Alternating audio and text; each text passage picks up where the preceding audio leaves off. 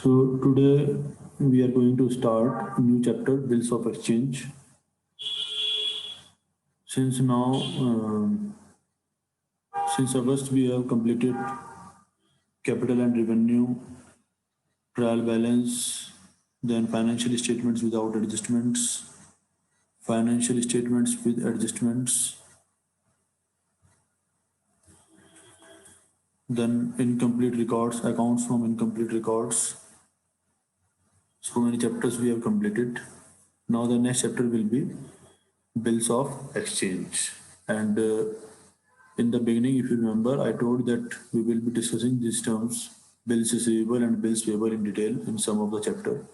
So this is a chapter now you will be getting much clarity on what is bills receivable and what is bills payable.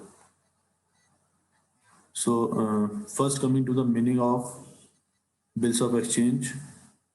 And before coming to the meaning of bills of exchange, let me give you some sort of idea. Suppose A sold goods to B on credit. It seems a very simple transaction that someone is selling goods on credit to someone. But if you take it on your own and assume that you are a businessman and someone is demanding goods from you on credit, even if someone demands from you rupees 100 on credit, he wants to borrow from you rupees 100. It is a very difficult task to lend some money to someone without any assurance. You will be lending money to someone only and only if you have assurance that yes, this person will be able to return my money on time. Otherwise, you will never lend your money. Why you will be lending money for your losses, for having losses? No one wants a loss. Always, everyone wants a profit. But today, what is the scenario in the business that if you want to expand your business, if you want to increase your business, you need to give more and more credit into your business. Only credit sale is the way to increase your sales.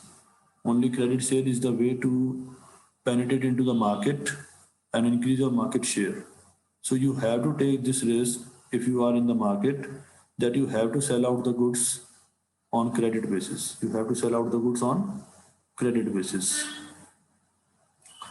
Now, if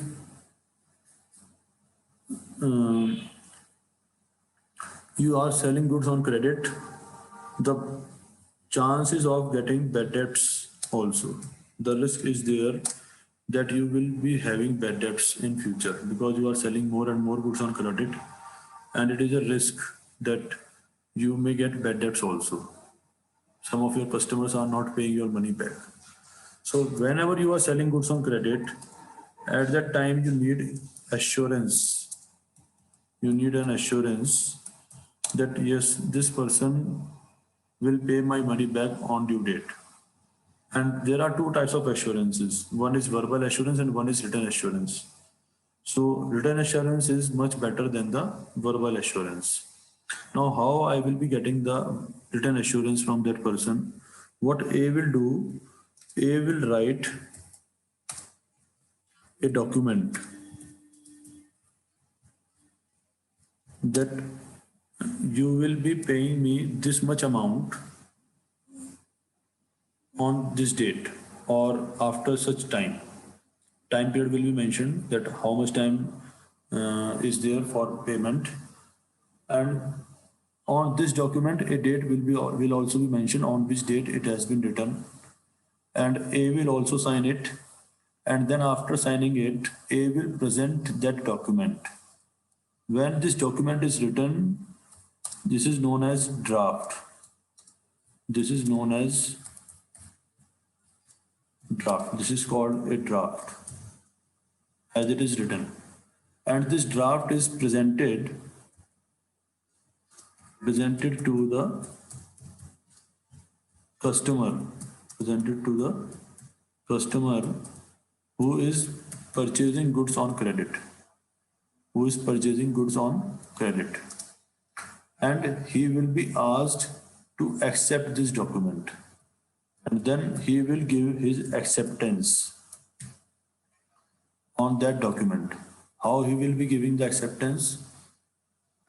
He will be giving acceptance by signing it, and he will sign it and write the words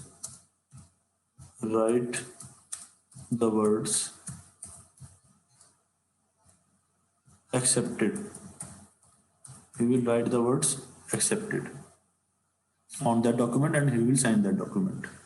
Now, when he signs that document and he writes the word accepted, that document become a bill. That document become a bill. The moment the customer gives the acceptance on that document, on that draft, it becomes a bill. Now for A, because A has to receive this money in future from B, B has given the acceptance. That's why for A, this document will be called bills receivable. It will be called bills receivable. And for B, this document will be called bills payable, because in future B has to pay this amount. In future B has to pay this amount. That's why this document will be called bills payable for B. So now I hope meaning of bills receivable and bills payable is clear.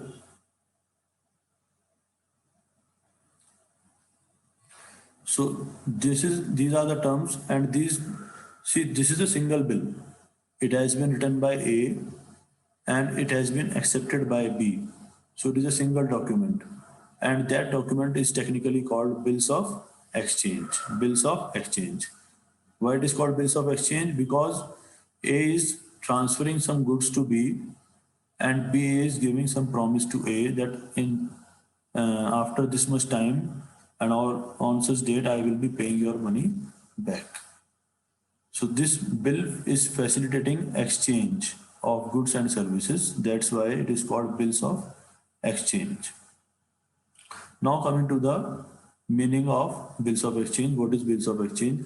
These are instruments of credit which facilitate the credit sale of goods. So right now I given you example that whenever you are doing business on credit sales, at that time you need insurance. And now how you will be getting that assurance?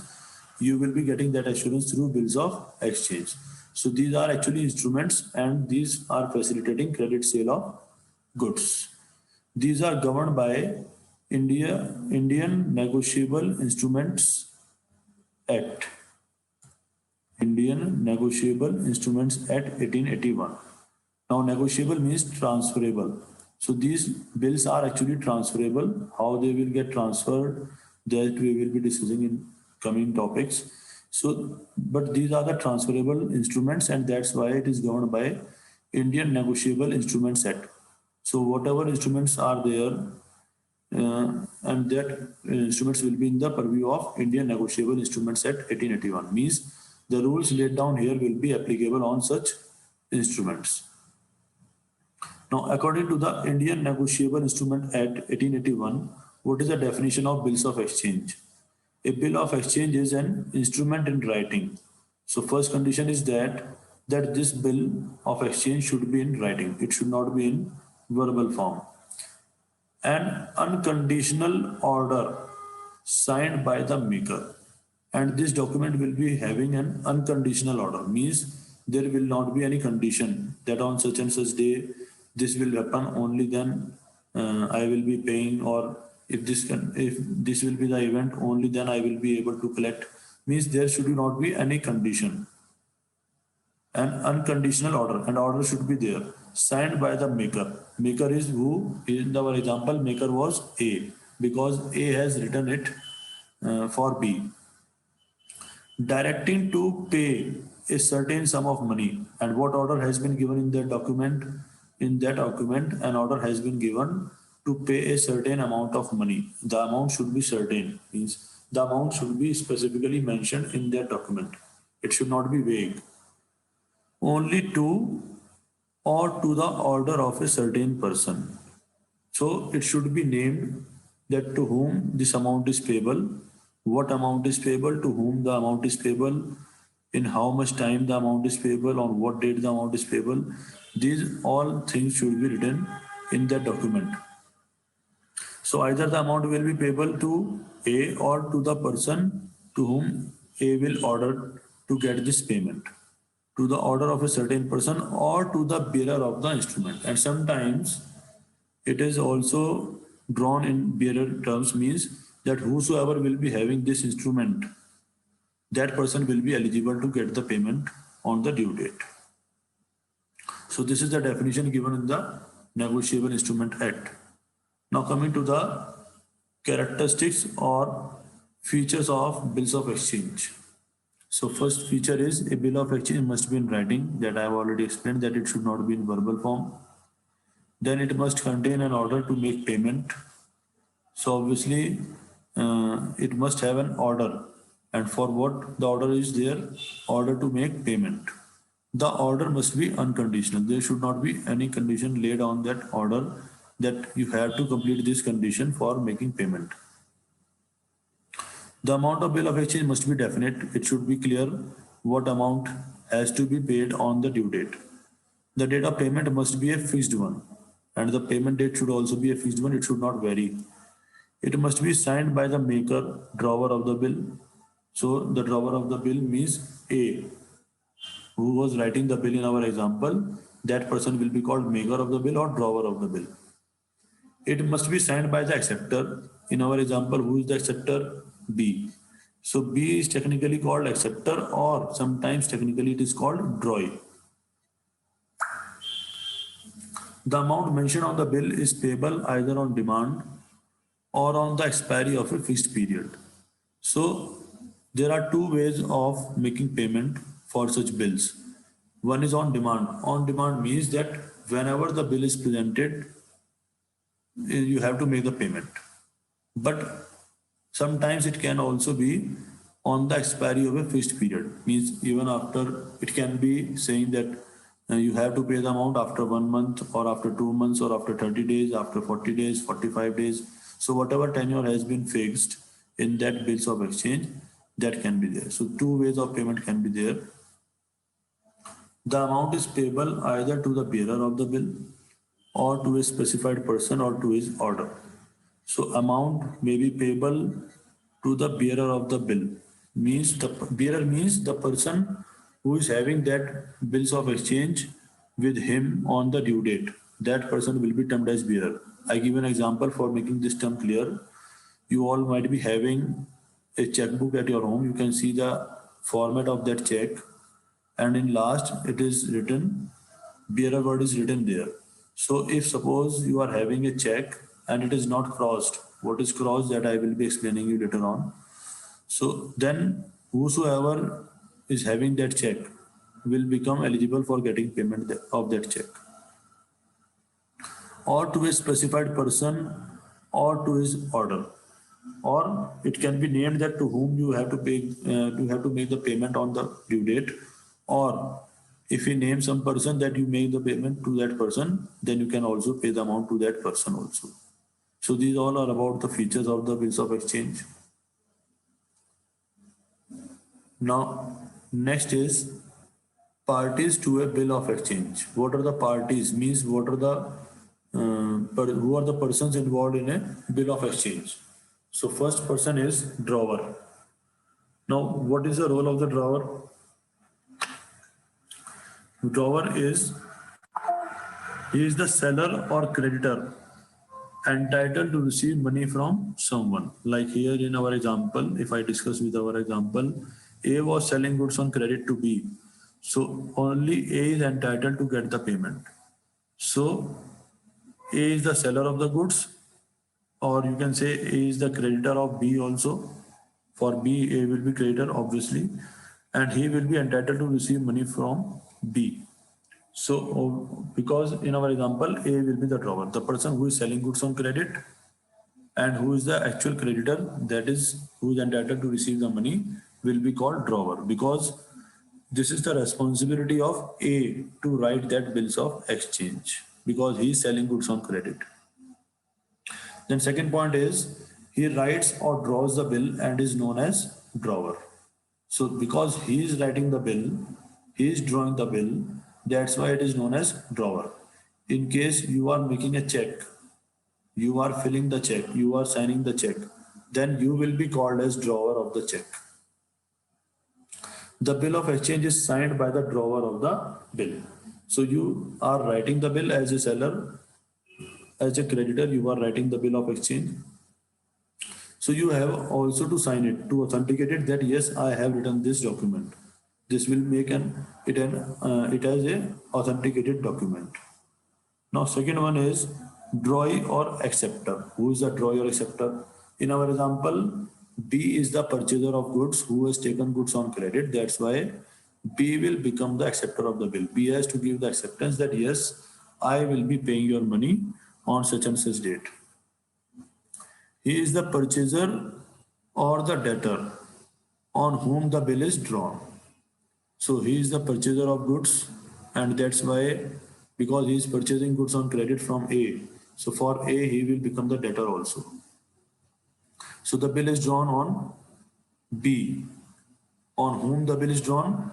The bill was drawn on B. In our example, the bill was drawn on B. He is liable to pay the amount mentioned in the bill. He is liable to pay the amount mentioned in the bill. So whatever amount is mentioned there in the bill, according to the volume of the transaction and the rate decided at that time, he is liable to pay that much amount, and that amount will be mentioned in the bill also. Mentioning amount in the bill is compulsory. He accepts to pay the amount by writing the word accepted on the bill and then signs it. So first he will write the word accepted on the bill, and then afterwards he will sign it. And this way he will give acceptance on the bill drawn by A that yes, I agree with you. Whatever date you have given, on that date I will be writing my bill. I will be paying for this bill of exchange. A bill is called a draft before it is accepted. So that I also told that when A has drawn that bill, that when A has drawn that bill for that purpose, at that time when he has only drawn that bill and he has signed that bill, at that time it will be known as draft. And when B will give acceptance on that bill, on that draft, that time it will become a bill of exchange. So a bill is called a draft before it is accepted. Now coming to the third portion, third party is payee. So see, in our example, A was the drawer, B was the acceptor, and B was the drawee. He has to give acceptance. Then here you can see one more person can be there, because it was written in the definition that either to or to the order of that person. So to the order of that person means A can name some person.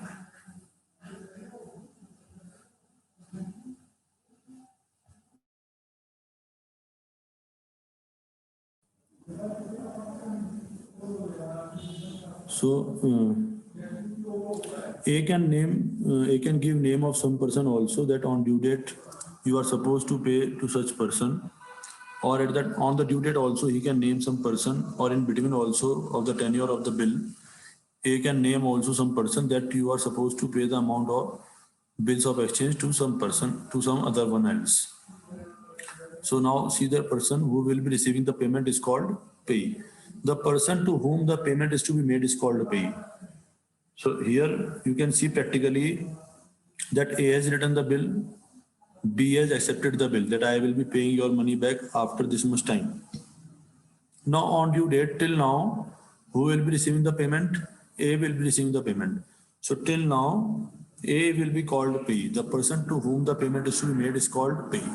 So B will be obviously making payment to A on this date.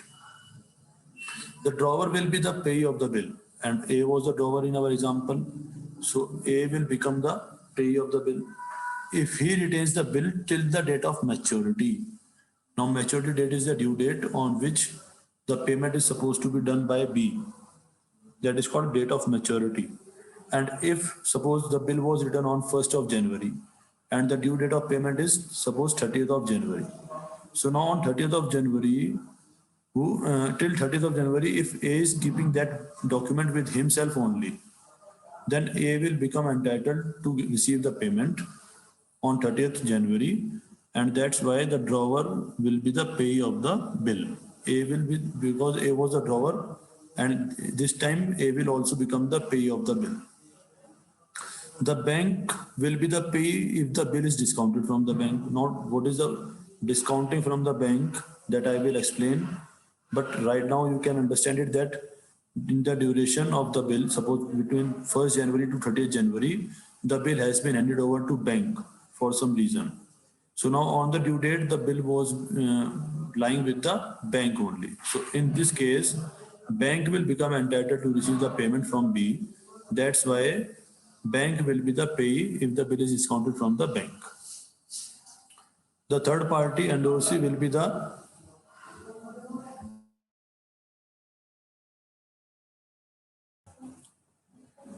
third case is the third party endorsee will be the payee of the bill if the bill is endorsed by the drawer.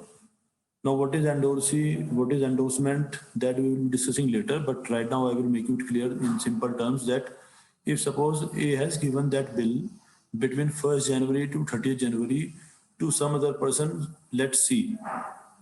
So now on 30th January, suppose the bill is with C. So on that date, C will become entitled to receive the payment from B. So in that case, the endorsee or third party means C will be the payee of the bill. So either the drawer can be the payee, either the bank can be the payee, or some other person to whom the bill has been handed over by the drawer. That in that case, the third person will become the payee. So in nutshell, the person who is having the bill on the due date with him, he will become entitled to receive the payment from the acceptor, from the drawee. And that person will be technically called payee. The person who is entitled to receive the payment on due date, the person who is having the bill with him on the due date, that person will be technically called payee. So here in our example till now, A will be the payee, but sometimes bank or third person can also be the payee. Now, what are the advantages of bills of exchange?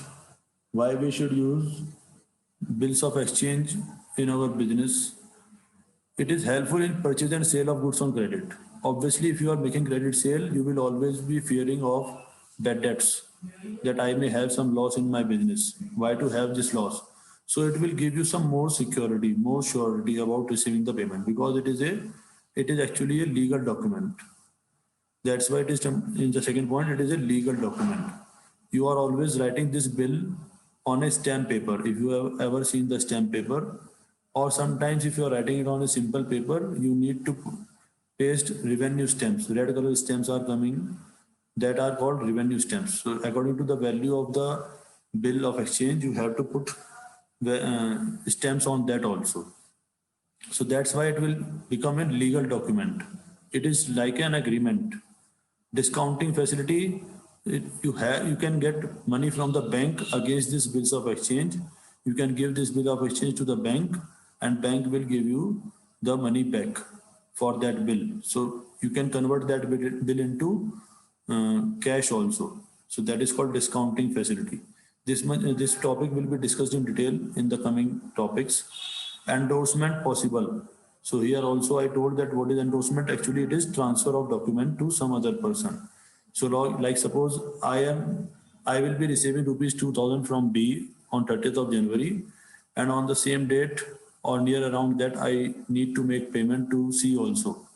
So I will just transfer this document to C, and on the due date means 30th January, C will automatically receive the payment from B on my behalf.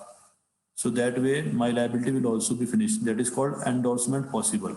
I can transfer this document. These documents are transferable, negotiable, and that's why these documents are named as negotiable instruments. Relief from sending reminders. If you are making credit sales, obviously you have to give reminders to your customers that your due date is coming, or you have to make the payment on such and such date, or you have not made the payment on this date. So you have to remind your customers. But if you have got a bills of exchange signed from your customer, then you don't need to send any reminder to them. Helpful in planning cash operations. Obviously, you will be sure that I will be receiving this much cash from my customer on this date. So obviously, I can plan for my cash requirements in that manner. If I will be getting any cash in future, I can plan for using it where I will be using it. In further purchase, I will be using it, or in further purchase of assets, I will be using that fund, or I will be using that fund in some of my expenses or some other payments to be done. So your cash operations can be planned easily if you are sure about that when and what amount I will be receiving in what date. Protect money in circulation from wear and tear. Obviously, this document will work as a money. Like suppose BS signed this document for rupees 2000. Now, if you want to pay someone 2000, instead of paying 2000, you can give him this document also. So this document will also be working as money, and it will protect the currency which is in circulation getting exchanged. That's why the life of the currency will increase. So these are the benefits of bills of exchange. Rest of the part of the chapter we will be discussing in the next class.